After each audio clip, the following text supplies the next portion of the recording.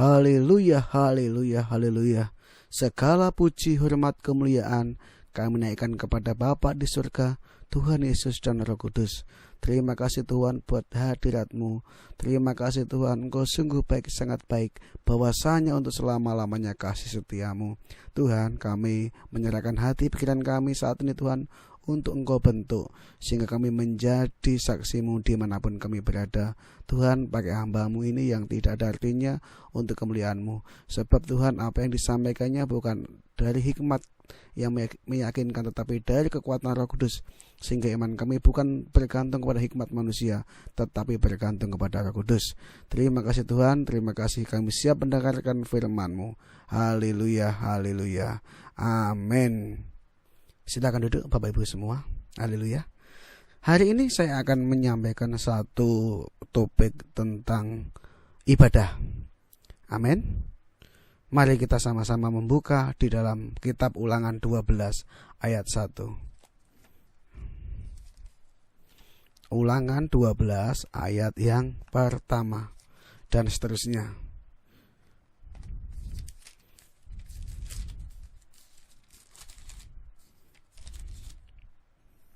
Saya bacakan.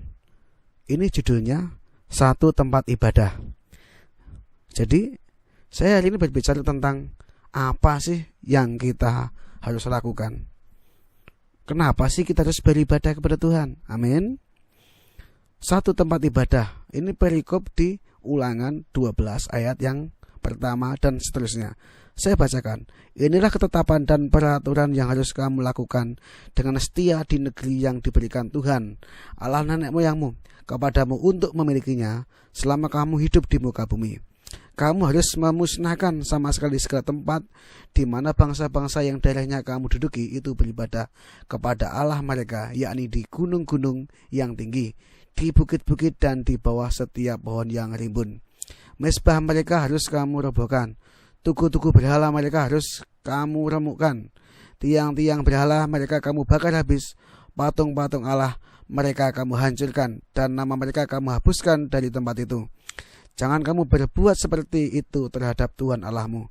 Tetapi tempat yang akan dipilih Tuhan Allahmu dari segala sukumu sebagai kediamannya untuk menegakkan namanya di sana, tempat itulah harus kamu cari, dan kesanalah harus kamu pergi. Ayat 6. Kesanalah harus kamu bawa korban bakaran dan korban sembilanmu, persembahan persepuluhanmu dan persembahan khususmu, korban nasarmu dan korban sukarelamu, anak-anak sulung lembu sapimu dan kambing dombamu. Di sanalah kamu makan di hadapan Tuhan Allahmu dan bersukaria kamu dan seisi rumahmu, karena dalam segala usahamu engkau diberkati oleh Tuhan Allahmu. Amin. Nah, Bapak Ibu yang dikasihi Tuhan, belakangan ini kita itu selalu meributkan nama gereja. Betul apa enggak? Ayo. Gereja saya bagus. Pasti bilang begitu. Gereja A bagus, gereja B bagus, gereja C salah, gereja D salah. Itu kan yang selalu kita lakukan. Betul enggak Bapak Ibu?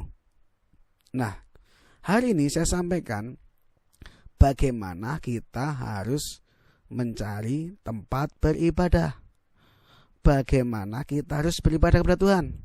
Amin. Nah, ini satu patokan. Kenapa? Karena begini.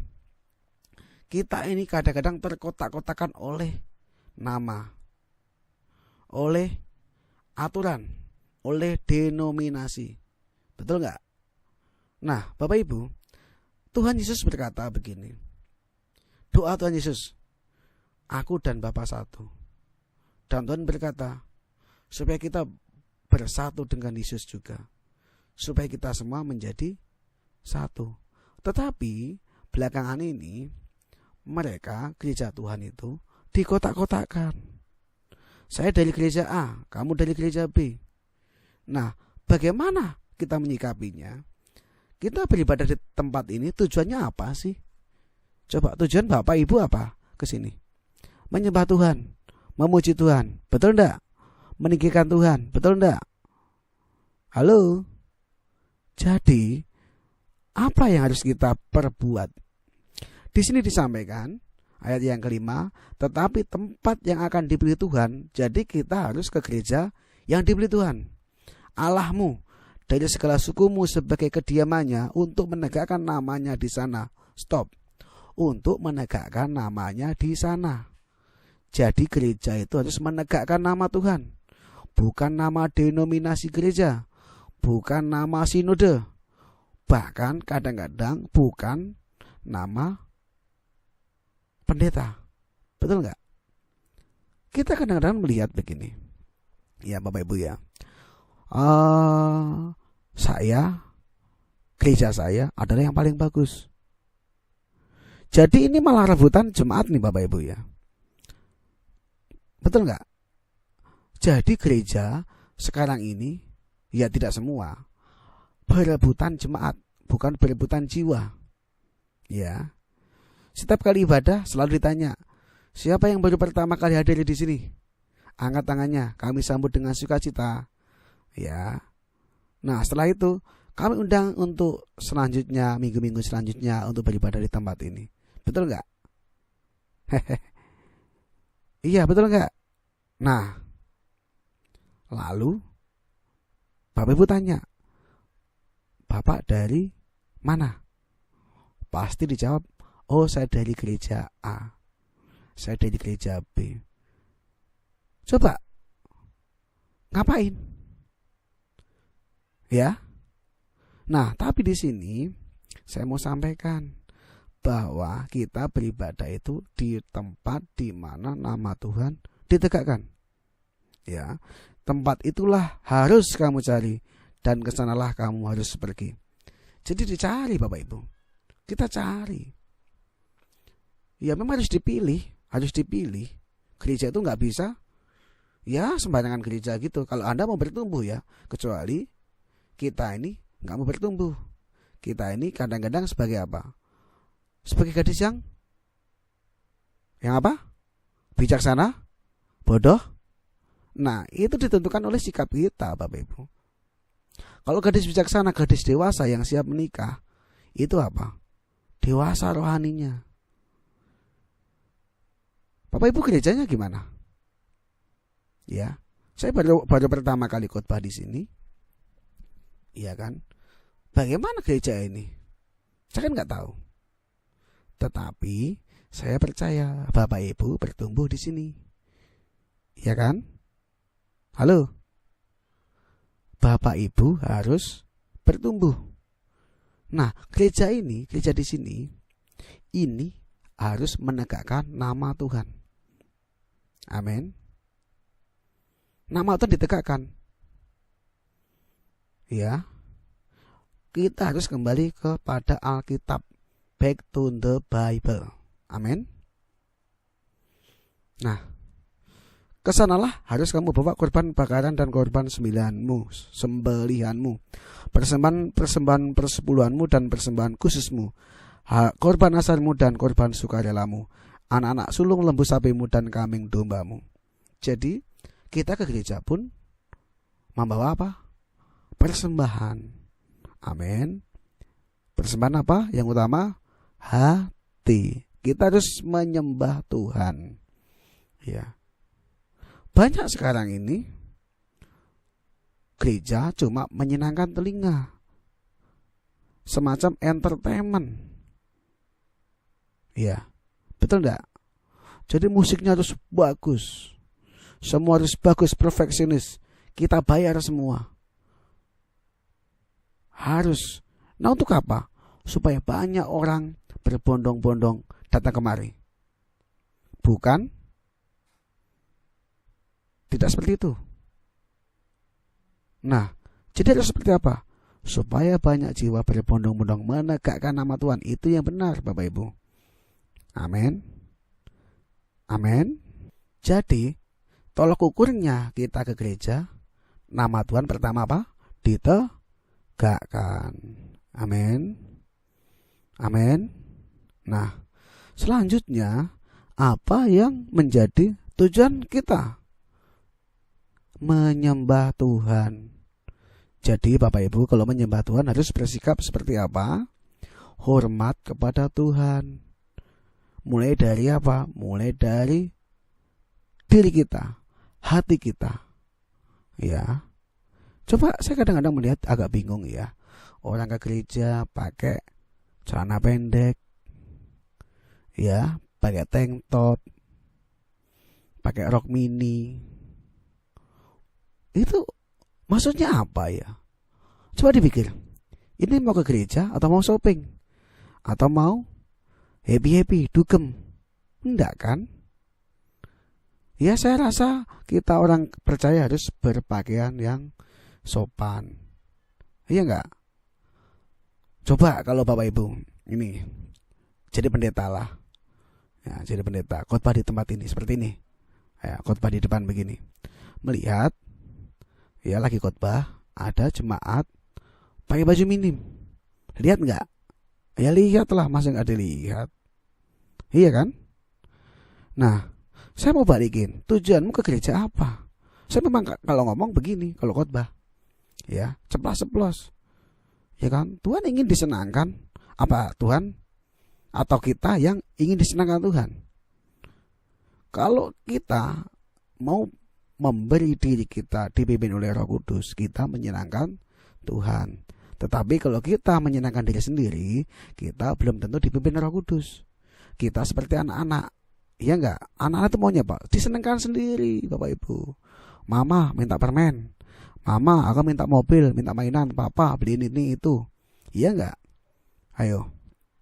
Sama seperti orang Kristen sekarang ini. Sama seperti kita. Kita maunya apa? Disenangkan. Aku mau datang ke gereja yang bisa bikin happy. Nah, ya kan? Nonton lawak aja. Atau saya mau mujizat. Nah, itu bukan tujuan utama sebenarnya. Tujuan utama kita datang itu menyembah, menegakkan nama Tuhan. Iya enggak? Jangan salah loh, Bapak Ibu. Jangan salah. Nanti kalau salah tujuannya kita berbeda dengan apa yang difirmankannya. Kita melenceng dari apa yang Tuhan suruh. Amin. Nah, saya mau kasih beberapa ayat di sini.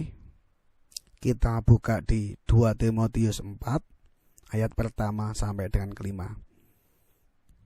Di hadapan Allah dan Kristus Yesus yang akan menghakimi orang yang hidup dan yang mati, aku berpesan dengan sungguh-sungguh kepadamu demi penyataan dan demi kerajaannya. Beritakanlah firman, siap sedialah baik atau tidak baik waktunya. Nyatakanlah apa yang salah, tegurlah dan nasihatilah dengan segala kesabaran dan pengajaran. Ya, stop dulu di sini. Jadi, kita ke gereja itu kadang-kadang kita ditegur. Betul nggak? Nah, kalau Bapak Ibu di tempat ini ditegur, ya berarti Tuhan mengasihi Anda. Betul nggak? Sesuai dengan ayat ini saja. Ya. Karena apa? Di hadapan Allah dan Kristus Yesus yang akan menghakimi orang yang hidup dan yang mati. Dipesankan sungguh-sungguh demi penyataannya dan demi kerajaannya. Beritakanlah firman. Jadi kami ini hamba Tuhan memberitakan firman. Amin. Dan kita semua harus apa? Siap sedialah baik atau tidak baik waktunya. Jadi Bapak Ibu juga harus beritakan firman. Amin. Semua di sini hamba Tuhan. Karena kita ini adalah umat pilihan Tuhan. Nyatakanlah apa yang salah. Jadi kalau kita salah, disalahin, ya wajar. Kalau kita benar disalahin, ya gak wajar. Ya, kalau hidup kita sesuai dengan firman Tuhan disalahkan, ya biarin aja. Tetapi kalau kita salah disalahkan, kita harus apa? Perbaiki diri sendiri. Tegurlah. Nah, jadi kalau ada orang salah ditegur. Nasihatilah dengan segala kesabaran dan pengajaran. Dinasihatin. Ya sama, gitu loh. Bapak Ibu saling menasihati di dalam gereja. Ini bukan penghakiman Bapak Ibu. Oh, jangan menghakimin. Oh, enggak. Ya saling menasehati, menegur. Betul enggak? Iya dong. Iya nggak? Nah, saya pernah begini. Saya ini melayani di satu tempat, Bapak Ibu. Nah, ketika sebelum berkhotbah biasanya dibuka ruang kesaksian. Ya. Nah, siapa mau menyaksikan cinta Tuhan? Angkat tangan, angkat tangan. Maju ke depan, maju ke depan. Nah, ketika menyaksikan kasih Tuhan ini, saya juga bingung, Bapak Ibu. Ini ibu-ibu, ya umur sudah sekitar 50-an tahun lebih, kurang lebih ya.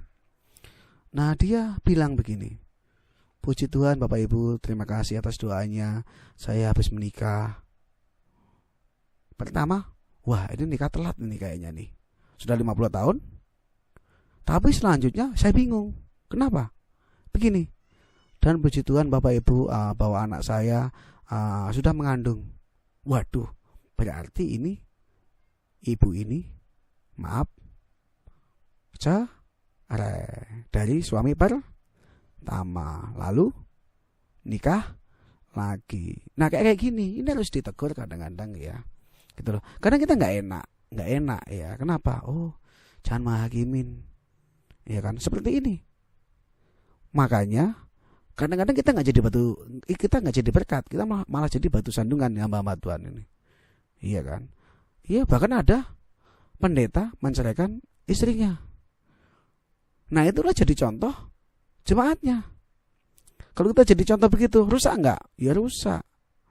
Terus kita ngomong sama itu pendeta, wah gak boleh gitu dong bro, oh itu kamu salah. Terus hanya dijas juga dihakimin. Pak Yeskel, kamu gak usah ngakimin orang, itu udah urusan Tuhan, itu udah hamba Tuhan. Jadi selama ini kita apa? Kita tuh ngumpet, berlindung di balik ayat, jangan menghakimin orang, padahal perbuatan kita salah. Loh, iya enggak? Salah enggak? Ya kalau salah makanya kita nyatakan kesalahan. Iya, itu kalau saya khotbah. Nggak usah ribet-ribet saya nggak dipanggil lagi, nggak masalah. Iya kan, saya sampaikan kok ini apa ini, saya baca ya. Kita baca lagi, aduh, namanya juga ini. Tadi di mana tadi? 1 Timotius 4. 1 Timotius 4 nih. Aduh, kok kita bisa kebalik-balik nih. 1 Timotius 4.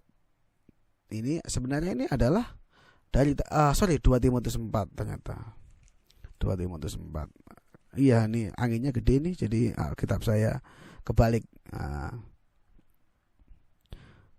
Tegurlah dan nasihatilah dengan segala kesabaran dan pengajaran. Jadi saya menasihati, menegur dengan kesabaran. Ya. Ayat selanjutnya, karena akan datang waktunya orang tidak dapat lagi menerima ajaran sehat, tetapi mereka akan mengumpulkan guru-guru menurut kehendaknya untuk memuaskan keinginan telinganya.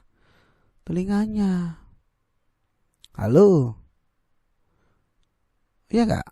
Oh, kalau Pak Yaskel jangan diundang lagi dah. Dia negur-negur kita, nyala-nyalain kita, ya enggak apa-apa. Saya sampaikan firman Tuhan sesuai dengan yang di Alkitab. Ini back to Bible ya, kembali kepada Alkitab. Iya kan? Nah ini yang terjadi sekarang ini Bapak Ibu. Ya, yang penting jemaat banyak, enggak usah ditegur-tegur lah. Lu mau kawin lagi aja. Ya toh pendetanya kawin juga. Maksudnya nikah 2 kali atau 3 kali. Apa bedanya sama manusia dunia? Bapak Ibu, hah? Beda nggak? Karena apa? Orang tidak dapat lagi menerima ajaran sehat. Makanya Bapak Ibu pilihlah gereja yang ngajarin sehat, ngajarin tentang ajaran sehat. Jangan ajaran yang kelihatannya wah ini mujizatnya hebat nih di sini nih. Malaikat pun, setan pun, iblis pun bisa menyaru sebagai malaikat terang. Bisa melakukan mujizat nggak setan? Bisa, buktinya dukun bisa kok. Halo, iya nggak? Hah? Nah, saya senang begini ya. Jadi kita interaksi aja ya Bapak Ibu ya. Jadi dengarkan baik-baik. Nah, nanti kalau saya salah berkhotbah, ya langsung ngomong. Ya, salah bener ini kalau ini. Nah gitu. Ya. Ini sesuai ayat nggak Bapak Ibu? Sesuai ayat. Mereka akan memalingkan telinganya dari kebenaran dan membukanya bagi dongeng. Bagi dongeng. Buka buku-buku lama, kitab-kitab lama. Iya toh? Halo. Oh, saya ini sudah melakukan mujizat. Saudara, jangan salah. Tuhan bilang kok. Ayo, di mana itu? Di Matius berapa? Bukan orang yang berseru kepadaku Tuhan, Tuhan akan masuk ke mana? Kerajaan Allah, kerajaan surga. Iya kan? Malah Tuhan bilang gini kok, nyala daripadaku kamu sekalian pembuat apa? Kejahatan. Jadi kalau kita jahat, kita itu ditolak Tuhan enggak? Ditolak Tuhan. Tapi kita di gereja itu, ya kan melakukan mujizat, ya, menyembuhkan orang sakit, bahkan membangkitkan orang mati demi siapa? Nama Yesus. Orang Kristen bukan? Orang Kristen. Tapi Tuhan bilang apa? Aku enggak kenal kamu. Nyala daripadaku kamu sekalian apa? Pembuat kejahatan. Jadi jahat. Ngerti gak maksudnya jahat? Iya. Nah, ayat 5, tetapi kuasailah dirimu dalam segala hal. Sabarlah menderita, lakukanlah pekerjaan pemberita Injil, dan tunaikanlah tugas pelayananmu. Amin. Jadi kami memberitakan Injil untuk ibu bapak semua. Memberitakan tentang ini loh Alkitab yang harus kita baca. Saya sarankan Bapak Ibu untuk membaca Alkitab setiap hari. Karena Bapak Ibu akan beriman. Amin. Karena apa? Iman timbul dari pendengaran dari firman Kristus. Jadi kalau Bapak Ibu baca, dengar, itu nanti imannya timbul. Amin. Amin. Nah, Bapak Ibu, saya selalu ini sampaikan berkali-kali dalam setiap khotbah saya. Ayo dong baca Alkitab sendiri, baca supaya kamu tidak disesatkan. Karena apa? Akan banyak pengajar-pengajar palsu, nabi-nabi palsu, penyesat palsu, pendeta-pendeta palsu yang apa? Yang memikirkan apa? Perutnya.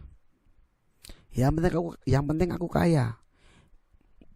Yang penting aku diberkati. Diberkati dari mana? Ya bisa aja kayaknya diberkati. Ya toh. Kalau khotbah nyinggung-nyinggung tentang uang. Saya ini enggak nyinggung-nyinggung loh Bapak Ibu. Enggak singgung tentang uang loh. Itu adalah bagiannya yang lain gitu loh. Nanti kalau bagian persembahan juga saya juga akan bicara lain kali kalau diundang lagi.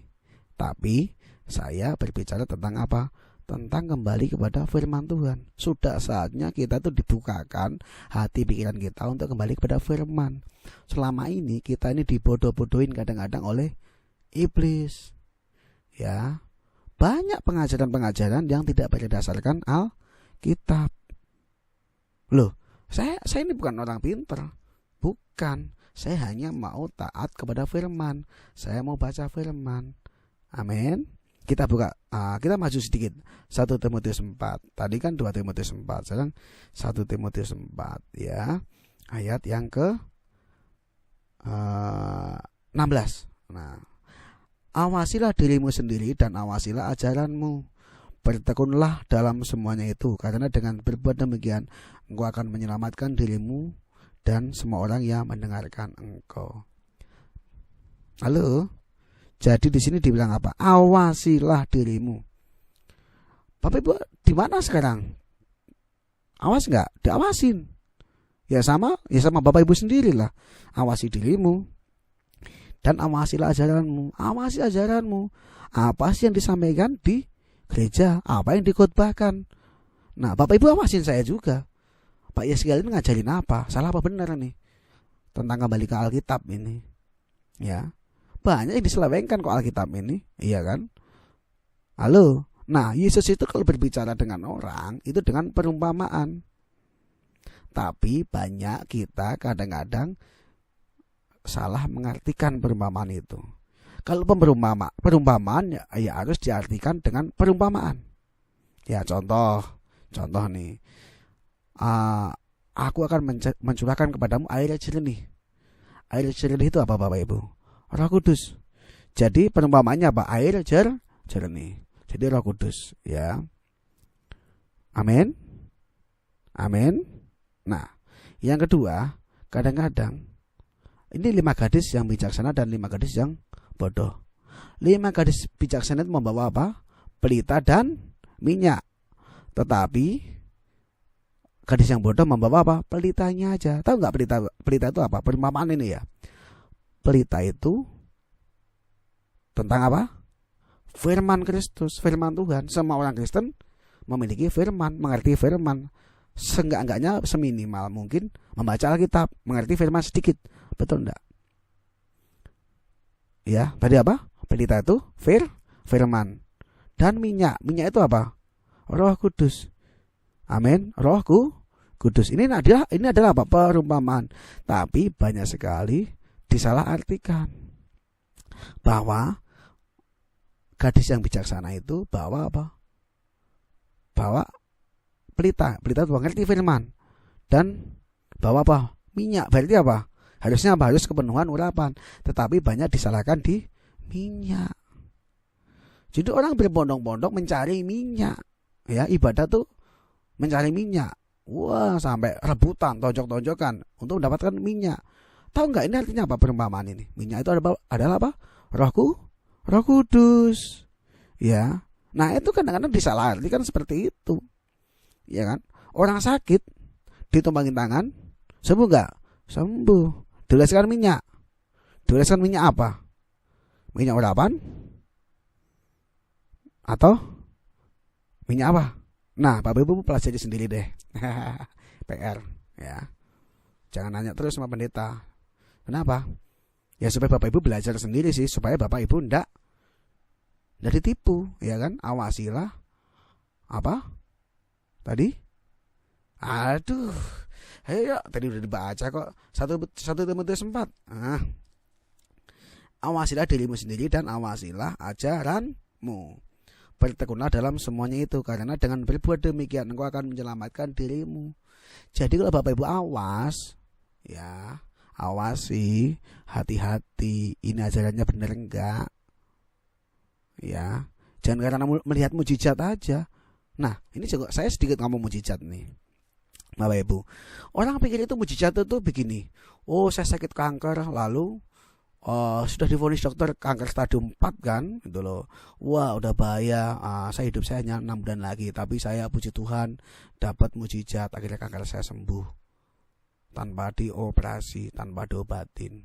Dokter geleng-geleng. Hebat nggak Bapak Ibu? Hebat, tepuk tangan buat Tuhan. Kan gitu kan? Nah, Bapak Ibu, kalau menurut saya tidak semuanya mujizat harus seperti itu. Nah, Bapak Ibu, saya ini bangun pagi sehat aja, ya itu sudah mujizat. Apa perlu saya bangun pagi nggak bisa buka mata, kaki saya nggak gerak, tapi saya masih hidup, cuma ngomong tolong gitu. Lalu tiba-tiba didoakan lalu saya bisa melek, bisa bangkit, bisa bangun, itu mujizat. Enggak, bagi saya ketika saya bangun pagi dengan sehat, itu adalah mujizat yang saya alami setiap hari. Amin. Nah, tadi bagi Bapak Ibu bangun nggak? Bangun lah, kalau nggak bangun ya nggak nyampe sini lah. Hah? Nah, tapi saya percaya dengan begini. Orang itu kalau menerima mujizat dia harus percaya Yesus. Kalau nggak percaya Yesus itu namanya bukan mujizat, karena dukun pun masih bisa melakukan hal yang sama. Amin. Jadi mujizat itu bukan karena kita hebatnya. Bukan karena hebat kita, tapi karena apa? Tuhan. Kita bisa melakukan apa? Sulap bisa? Nggak bisa. Tuhan yang lakukan. Iya kan? Ya, ada orang kesaksian, saya karena dapat minyak saya sembuh. Karena minyak apa karena Tuhan? Saya tanya. Saya ketika terima perjamuan Roh Kudus, saya disembuhkan. Saya mau tanya, yang nyembuhin kamu perjamuan kudus atau Tuhan? Halo, jangan dibalik-balik loh. Tuhan kan? Jangan dibalik. Oh, karena perjamuan kudus, karena minyak, karena air, karena tongkat Musa. Iya kan? Tidak begitu. Itu yang melakukan siapa? Jujur nih. Pendeta? Hah? Tuhan kan? Iya. Halo. Jadi yang dipuji siapa? Tuhan. Yang dipuji apa? Apa ya minyak gitu maksudnya. Nggak bisa. Itu Tuhan loh. Ya, jangan kita nanti mencuri kemuliaan Tuhan. Kadang-kadang kita sering mencuri kemuliaan Tuhan. Oh, karena saya. Oh, saya doakan orang sembuh. Gitu. Saya nggak mau ngomong seperti itu. Kami melayani, walaupun tidak ada mujizat, itu ada hadirat Tuhan. Walaupun ada mujizat, itu karena hadirat Tuhan. Ya, karena Tuhan, karena Roh Kudus. Ya, saya mau tanya, Tuhan Yesus di mana? Di surga. Bapak di mana? Bapak di surga. Yang di bumi siapa?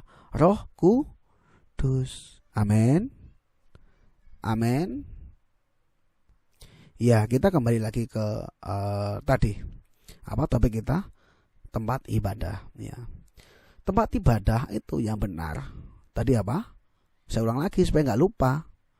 Yang nama Tuhan ditegakkan, bukan tongkat yang ditegakkan. Jadi bukan mujizat yang ditegakkan. Amin. Nah, Bapak Ibu, banyak sekali kita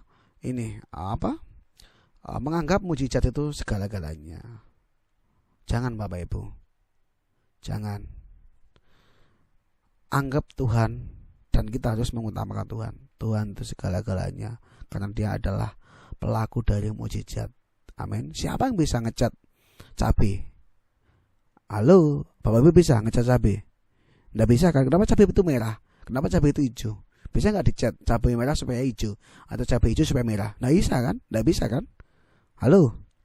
Jadi yang utama ketika Anda beribadah, datang ke satu tempat ibadah, itu yang utama nama Tuhan ditegakkan. Ya. Amin. Nah, yang kedua, tempat itu bisa menegur Anda.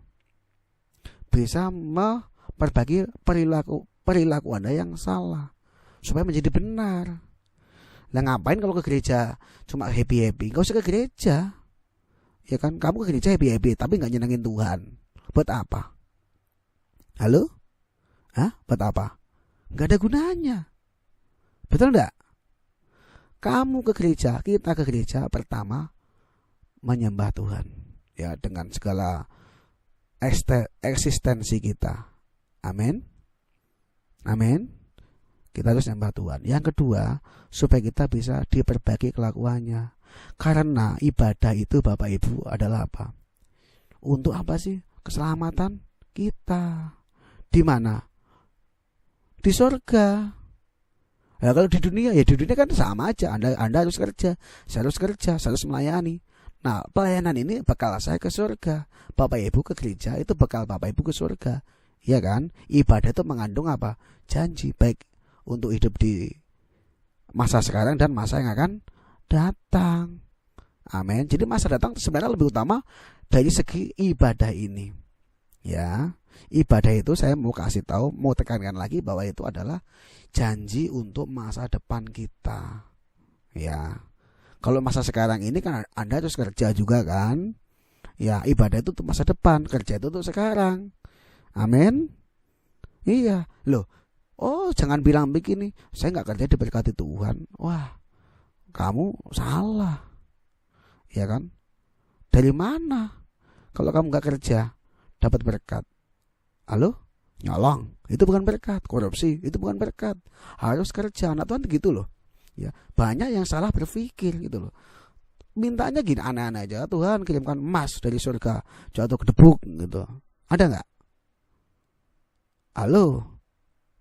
Bukan itu mujizat berkat itu. Berkat itu ketika kita bekerja, Tuhan berkati kita. Dia berkati kesehatan kita supaya kita tidak sakit. Amin. Iya nggak? Nah, setelah itu kita ibadah, ya, yang tadi saya bilang untuk apa bekal kita di surga. Kok saya ngomong ditekankan berulang-ulang supaya kita semua Bapak Ibu itu mengerti, gitu loh, nggak lupa tujuan ibadah. Amin. Selanjutnya, ayo Ada orang, oh di gereja kok marah-marah ya, negur-negur orang. Ya enggak gitu, ya kan? Ayo, kenapa itu kita harus tegur orang ya? Oh, Pak Yeskiel, Bapak itu terlalu menghakimi pendeta. Loh, saya sendiri hamba Tuhan kok menghakimi pendeta gimana?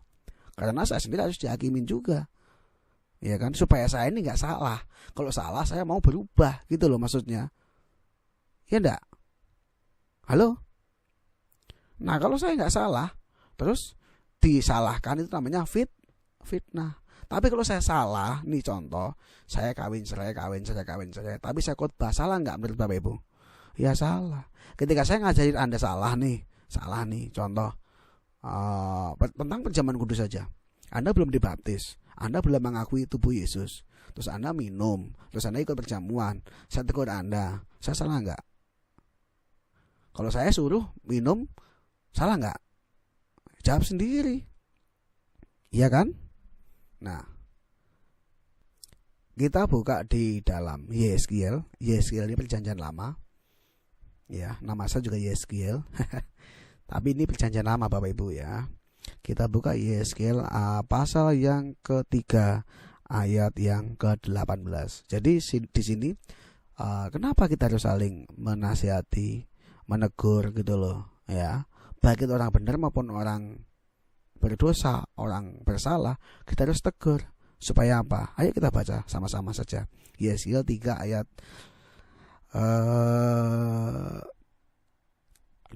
dimulai dari ayat 17 saja ya. Ya, saya bacakan. Hai anak manusia, aku telah menetapkan engkau menjadi penjaga kaum Israel. Bila mana engkau mendengarkan sesuatu firman daripadaku, peringatkanlah mereka atas namaku. Nah, ini yang saya mau sampaikan. Ayat ke-18. Kalau aku berfirman kepada orang jahat, engkau pasti dihukum mati, dan engkau tidak memperingatkan dia atau tidak berkata apa-apa untuk memperingatkan orang jahat itu dari hidupnya yang jahat, supaya ia tetap hidup. Orang jahat itu akan mati dalam kesalahannya, tetapi aku akan menuntut pertanggungan jawab atas nyawanya daripadamu. Stop. Nah, kalau ada orang jahat kita nggak tegur, sama sekali nggak nasehatin, itu orang itu pasti apa? Tuhan bilang apa? Pasti dihukum mati. Mati nggak? Mati.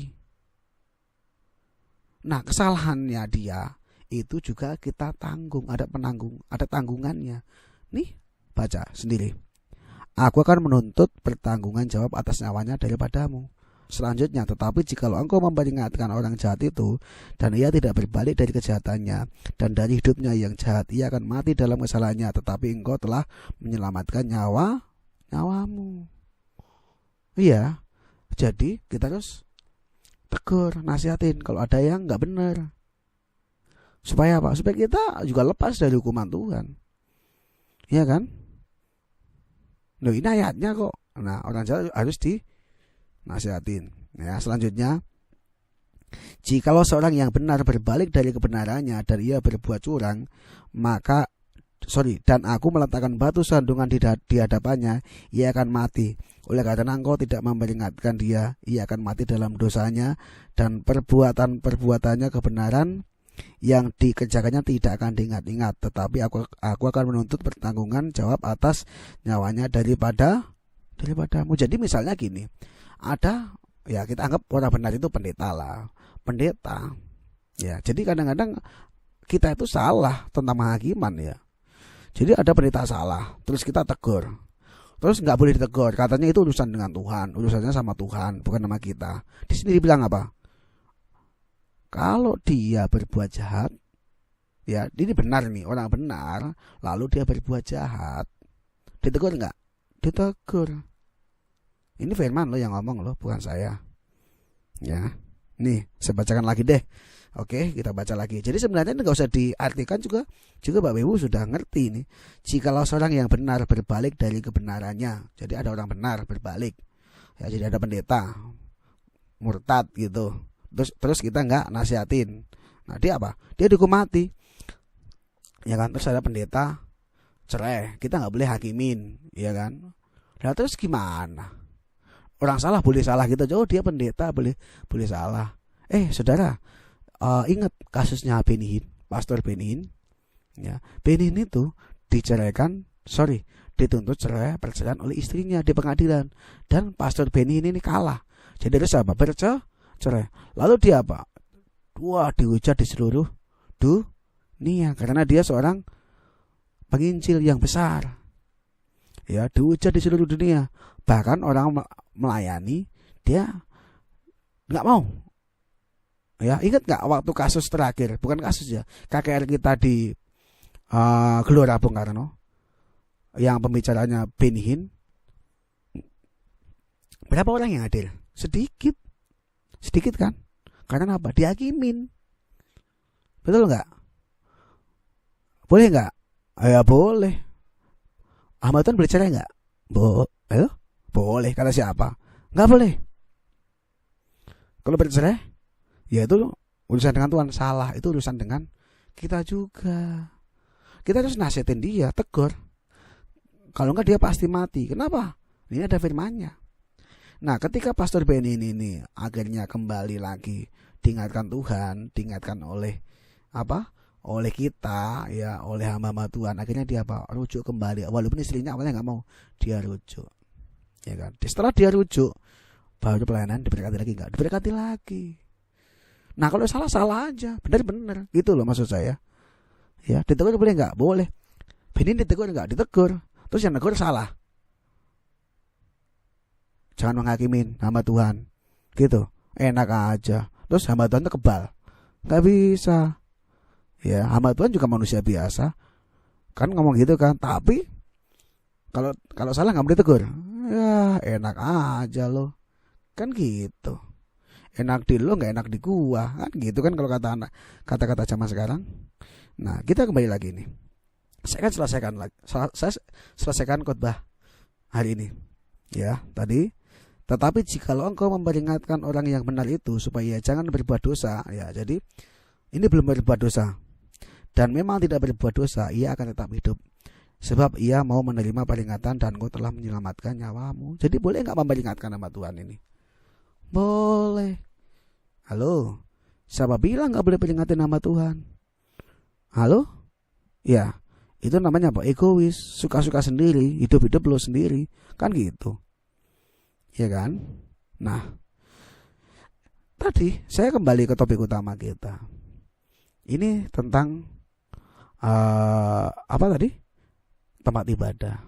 Jadi Bapak Ibu harus melihat tempat ibadah itu yang menegakkan nama Tuhan. Yang kedua, yang mau menegur Bapak Ibu. Yang ketiga, yang menjadi contoh panutan. Ya, baik orang salah bertobat, orang yang benar tidak berbuat dosa. Ya, kalau pendetamu sudah ngaco, sudah suka-suka sendiri, ya kamu tinggal. Itu bukan tempat untuk meninggikan diri. Ya, gereja itu bukan tempat untuk meninggikan diri, menyombongkan diri, bukan. Wah, ini gereja saya. Ada yang ngomong gitu nggak? Ada. Padahal gereja itu punya siapa? Jujur ini, rohani. Punya Tuhan. Tapi di aku punya sendiri. Kenapa? Yang bangun saya, yang berusaha saya berhak memiliki. Nah, itulah kejatuhan gereja. Ya, saya yakin di tempat ini sih nggak ada yang begitu sih. Amin. Di sini ini ada tempat yang dipilih Tuhan untuk menegakkan namanya. Amin. Jadi nggak ada yang sombong-sombongan gitu ya. Halo, ya. Ya kalau sombong ya silahkan, iya kan. Tapi di sini nggak ada, atau nggak ada yang ngaku. Amin. Jadi ini patokan kita bahwa kita harus benar-benar mengenal Tuhan.